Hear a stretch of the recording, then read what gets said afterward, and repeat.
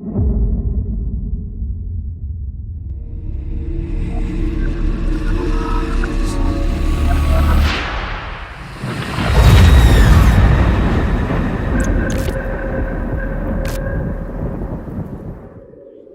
say his name. He can hear you.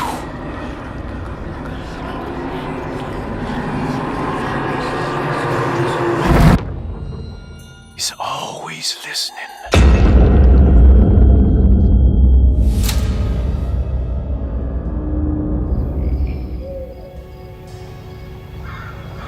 Last night I dreamt that my uncle hung himself in the attic, that we were too late.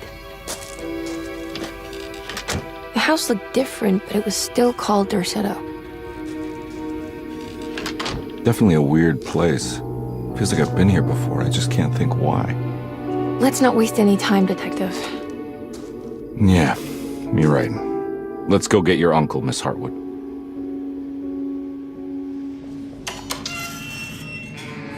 It transports you into the dark alleyways and into the night.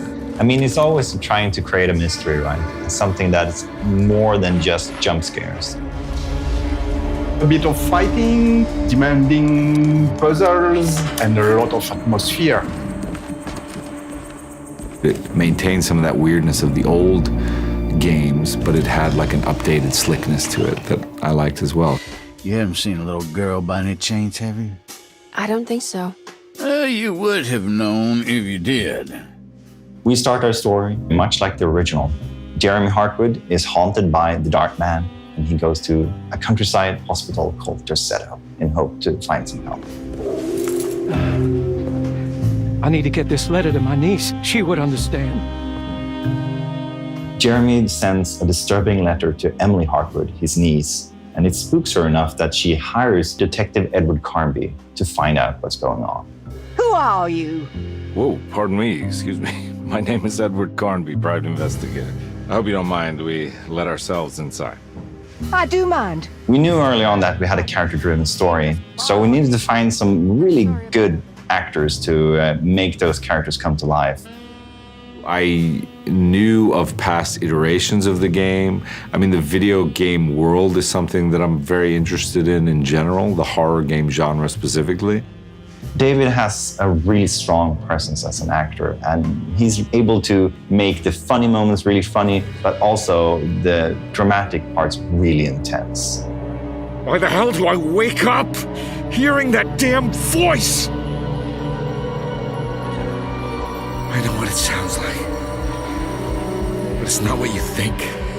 He's kind of a gruff detective, and he's like searching for something, and you know, he's hard-boiled, but he's got some humor to him and stuff like that. He's a bit of a trope or a type, and I like that. And I like the world and sort of how he's exploring this insanity amidst all this horror and stuff. I liked all those aspects. Let me know if you find her.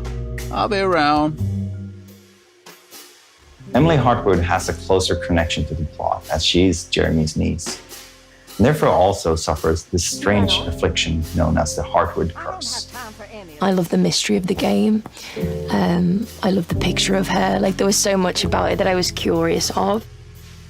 There's a lot of fear within her and a lot of speculation and curiosity and I guess dread, intrigue. Like, there's a lot about her that is kind of on edge.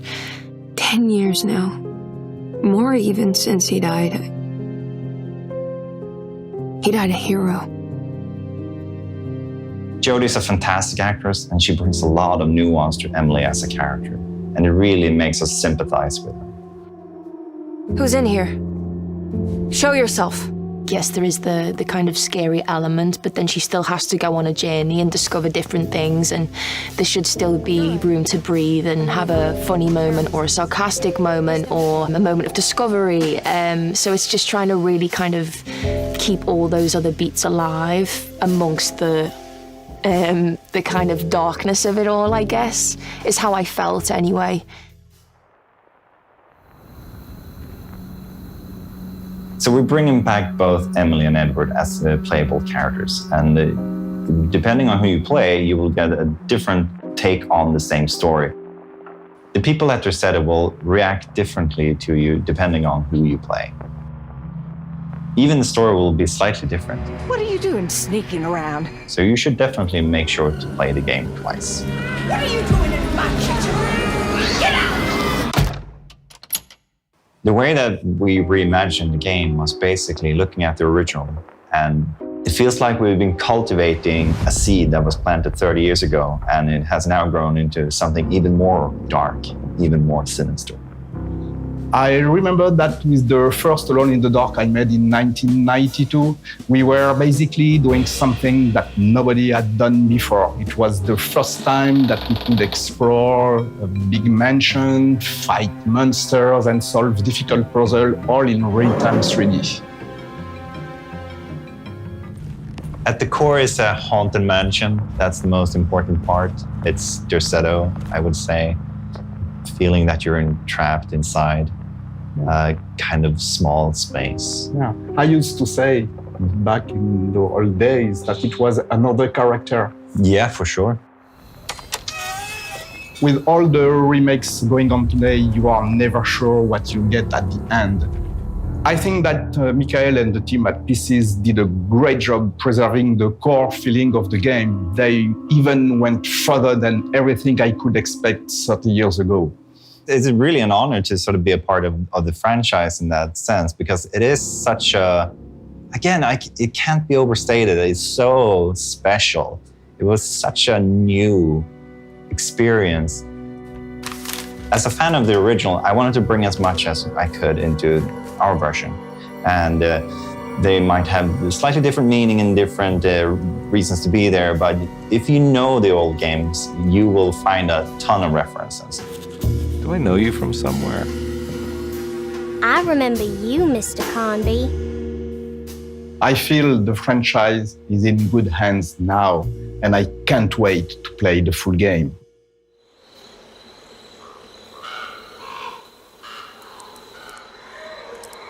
To give you a taste of what the full game will be, we also created a prologue, and it features a character from the game called Grace Saunders, who is a little girl, and you play as her walking around Derceto and trying to post a letter. The prologue is the first glimpse into the atmosphere and the mood, and of course the story of the full game. So if you want to have a look, go and download it right now. They're so creepy.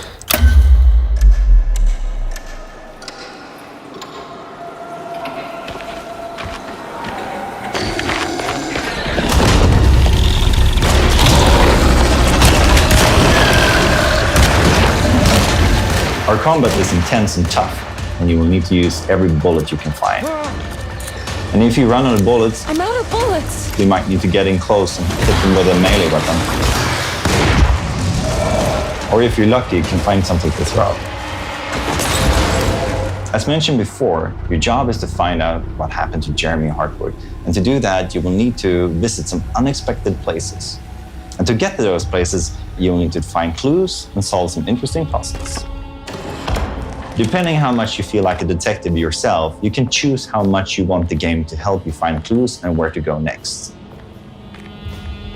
So the biggest creative focus for me has for a long time been to reach something beyond the mundane, something spiritual. Mike, the director, and I, we spent a lot of time trying to figure out what musical direction we wanted to take with this project. And when we finally decided to go for this kind of dark or doom jazz direction, our minds went directly to Jason, who is a master in this genre.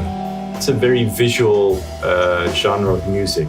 The fact that it's inspired from noir films or noir detectives is already a good explanation of why this music fits very well for Alone in the Dark. There's a huge mountain and volcano of reverb with drums and screaming saxophones.